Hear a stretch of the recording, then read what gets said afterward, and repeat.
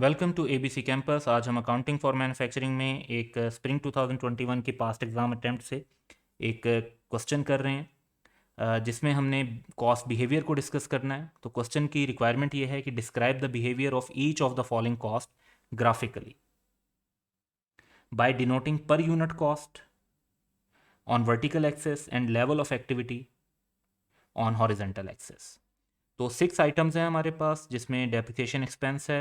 Depreciation plant is computed using unit of production method.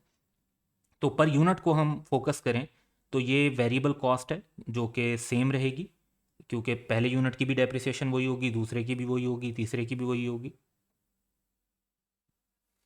Second item देखते हैं depreciation expense कि depreciation on plant is computed using straight line method. Straight line method में एक जो है fix depreciation calculate होती है, तो ये हमारी फिक्स्ड कॉस्ट है। Direct material cost bulk discount is available on additional purchases once the total purchase exceeds a certain level। तो ये बेसिकली आपका एक जो है वेरिएबल कॉस्ट है, लेकिन ये बाद में जाकर एक डिक्लाइन शो करेगी, क्योंकि आपको एडिशनल जो आइटम्स हैं वो लोअर अमाउंट पे मिल रहे होंगे। जनरेटर का रेंट है। Generator has been acquired on rent on an early rate, however minimum rent for certain hours is payable irrespective of actual usage. तो शुरू में जो कॉस्ट है वो आपकी फिक्स्ड कॉस्ट है, और बाद में वो कॉस्ट जो है आपकी वेरिएबल हो जाती है। Machine rent. Machines are required on a fixed monthly rent. One machine is required for every 1 million unit. तो ये स्टेप फिक्स कॉस्ट है, लेकिन इसका स्टेप जैसा जो है ग्राफ नहीं बनेगा। उसकी वजह यह है कि यहाँ पे हम पर यूनिट बना रहे हैं। जो स्टेप जैसा ग्राफ इसका बनता है वो टोटल स्टेप फिक्स कॉस्ट का बनता है। डायरेक्ट लेबर कॉस्ट है। Factory workers are paid at fix rate per unit. तो फिक्स रेट पर यूनिट है, तो हर यूनिट की एक जितना रेट है, तो दैट इज़ वेरिएबल कॉस्ट। लेकिन in case production exceed target in any month, then workers are paid with double rate for additional unit. तो ये फिर एक सर्टन पॉइंट पर जाकर जो है इंक्रीजिंग ट्रेंड भी रिफ्लेक्ट करेगा, क्योंकि फिर जो रेट डबल हो रहा होगा तो उससे आपकी जो एवरेज यूनिट कॉस्ट है वो इंक्रीजिंग ट्रेंड शो करेगी। सो इन आइटम्स को वन बाय वन अब डिस्कस करते हैं।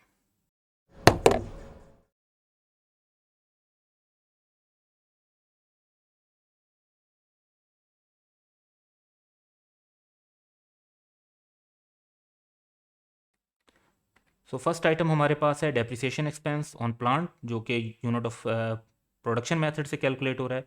तो यूनिट ऑफ प्रोडक्शन मेथड से कैलकुलेट होने का मतलब है कि हर यूनिट की बनाने पर इक्वल डेप्रिसिएशन एक्सपेंस हम चार्ज कर रहे होंगे। पहले यूनिट की भी सेम डेप्रिसिएशन होगी, दूसरे यूनिट की भी सेम डेप्रिसिएशन होगी।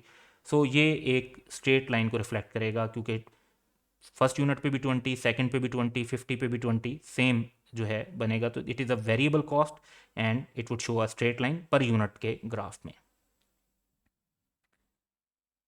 सेकंड आइटम हमारे पास है डेप्रिसिएशन एक्सपेंस, जो कि स्ट्रेट लाइन मेथड पे कैलकुलेट होता है। स्ट्रेट लाइन मेथड पे जो डेप्रिसिएशन कैलकुलेट होती है दैट इज़ फिक्स्ड। आप कम यूनिट बनाएं या ज़्यादा बनाएं, जो आपकी डेप्रिसिएशन की अमाउंट है वो सेम है। तो पर यूनिट कॉस्ट में अगर हम देखें, तो अगर हम सिर्फ एक यूनिट बनाते हैं और 1 लाख रुपए की डेप्रिसिएशन है, तो वो पूरे 1 लाख रुपए उस यूनिट को एलोकेट होंगे। लेकिन अगर 2 यूनिट बनाते हैं तो 50,000, 10 यूनिट्स बनाते हैं तो 10,000, और 100 यूनिट्स बनाते हैं तो 1,000। तो ये एक डिक्लाइनिंग ट्रेंड को रिफ्लेक्ट करेगा। तो ये कॉस्ट शुरू में ज़्यादा होगी, जैसे जैसे यूनिट्स बढ़ते जाएंगे तो ये कॉस्ट डिक्लाइन रिफ्लेक्ट करेगी। थर्ड सिनेरियो हमारे पास डायरेक्ट मटेरियल कॉस्ट का है। बल्क डिस्काउंट अवेलेबल है, लेकिन एडिशनल परचेजेस पर once the total purchases exceed the certain level. तो शुरू में तो हमारी जो परचेज कॉस्ट होगी वो जो है सेम चल रही होगी, और हमें पहला यूनिट, दूसरा यूनिट, तीसरा यूनिट सब सेम पर मिल रहे होंगे। लेकिन फिर हम जब एक सर्टन लेवल अचीव कर लेंगे तो एडिशनल यूनिट्स जो होंगे उनके ऊपर हमें डिस्काउंट मिल रहा होगा। तो एडिशनल यूनिट पे डिस्काउंट मिलने की वजह से जो हमारी पर यूनिट कॉस्ट है वो आहिस्ता आहिस्ता डिक्लाइन को शो करेगी, जो हम एवरेज कैलकुलेट कर रहे होंगे। तो आहिस्ता आहिस्ता ये ओवरऑल कॉस्ट जो है एक स्लो डिक्लाइन रिफ्लेक्ट करेगी। फोर्थ सिचुएशन है कि generator has been acquired on rent at an early rate, however minimum rent for certain hours is payable irrespective of actual usage. तो यानी इसकी जो एक सर्टन यूजेज तक जो कॉस्ट है वो फिक्स्ड है, और उसके बाद इसकी कॉस्ट जो है फिक्स हो जाती है। तो पर यूनिट के हिसाब से देखें तो फिक्स्ड कॉस्ट पर यूनिट तो डिक्लाइन करती है, तो इनिशियली ये डिक्लाइन ट्रेंड शो करेगा। लेकिन फिर जब वो सर्टन लेवल अचीव हो जाएगा तो फिर तो आप आर्ली रेट ही पे कर रहे होंगे, फिक्स कॉस्ट फिर फर्दर आपकी नहीं लग रही होगी उस पर इसके अलावा। तो फिर ये जो यूजेज होगी वो आपकी एक स्ट्रेट लाइन को रिफ्लेक्ट करेगी, क्योंकि पर यूनिट कॉस्ट फिर आपकी एक जैसी लग रही होगी। फिफ्थ सिचुएशन है मशीन रेंट की। Machines are acquired on a fix monthly rent, one machine is required for every 1 million units.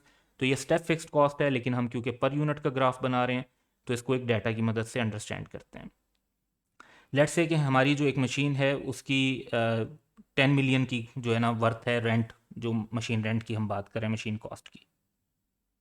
तो एक मशीन है, अगर हम उससे 1 लाख यूनिट बनाते हैं तो हमारी एवरेज कॉस्ट 100 होगी।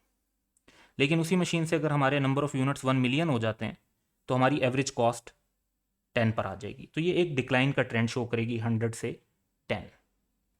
फिर हम मज़ीद एक भी यूनिट बनाएंगे तो हमारी कॉस्ट डबल हो जाएगी टोटल में, और पर यूनिट हमारे पास आ जाएगा 20।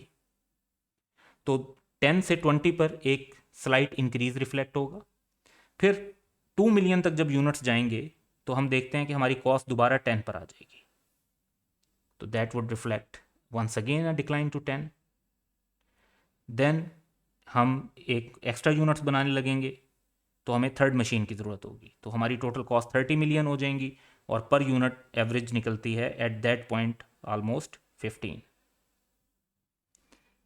सो हमारी कॉस्ट फिर कुछ इंक्रीज होगी, लेकिन उतनी ज़्यादा नहीं। And once again when we would reach 3 million units तो हमारी कॉस्ट दोबारा 10 पर आ जाएगी। सो बेसिकली जो पीक्स हैं वो स्मॉलर होती जाएंगी, but as more machines would be added तो ये इसी तरीके से कंटिन्यू करेगा ग्राफ। लास्ट सिनेरियो हमारे पास है डायरेक्ट लेबर कॉस्ट का। Factory workers are paid at fix rate per unit. In case production exceeds target in any month then workers are paid with double rate for additional units. So initially अगर हम देखते हैं तो हमारी जो पर unit cost है वो सेम है, तो वो हर यूनिट की इक्वल कॉस्ट लग रही होगी, तो एक स्ट्रेट लाइन रिफ्लेक्ट करेगी। लेकिन क्योंकि सर्टन टारगेट अचीव होने के बाद हमारी कॉस्ट डबल हो जाएगी, तो एवरेज कॉस्ट जो है वो वैसे तो कॉस्ट डायरेक्ट डबल हो जाएगी, लेकिन जो हमारी एवरेज कॉस्ट होगी वो एक इंक्रीजिंग ट्रेंड शो करेगी। यानी अगर हमें पहला यूनिट एक यूनिट के बाद सेकंड यूनिट डबल रेट पर मिलेगा, तो आप ये देखें कि अगर आपका पहला यूनिट 10 रुपीज़ का है तो उसकी कॉस्ट 10 रुपीज़ है। दूसरा यूनिट आपको बना तो वो 20 में मिला, तो वो उसकी कॉस्ट बनेगी आपकी 15 एवरेज। और तीसरा यूनिट फिर 20 में मिलेगा आपको, तो उसकी कॉस्ट तकरीबन 16.67 बनेगी। सो इंक्रीजिंग ट्रेंड होगा, बट एग्जैक्टली डबल ट्रेंड नहीं होगा। सो इसके बाद ये कॉस्ट जो है वो एक इंक्रीजिंग ट्रेंड को रिफ्लेक्ट करेगी, काइंड ऑफ मिक्स्ड कॉस्ट होगी। सो यहाँ तक ये कॉस्ट वेरिएबल है, और फिर ये कॉस्ट जो है वो एक इंक्रीजिंग ट्रेंड को शो कर रही है एवरेज की बेस पर। अभी भी है तो वेरिएबल, लेकिन वो इंक्रीजिंग ट्रेंड को रिफ्लेक्ट कर रही है। सो ये हमारे सिनेरियोज थे जिनको हमने इस क्वेश्चन में डिस्कस करना था। That's all for today. Have a good day.